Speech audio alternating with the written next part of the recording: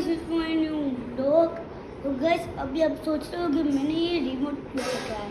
तो गाइस, आपके सामने रियल और नकली गाइस, आपको रियल लगे तो समझना, तो लाइक करना।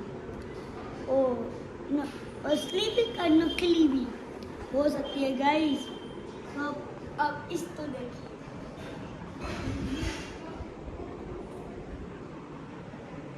तो गाइस हम ऐसे आगे करते तो इधर घूमती है, पीछे करते तो इधर घूमती है।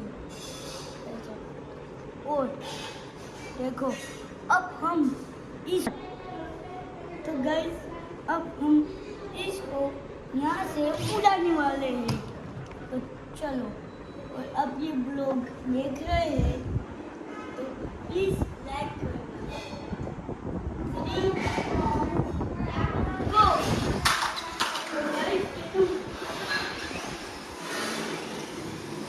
ये तो ऑफ रोलर डाउन थी।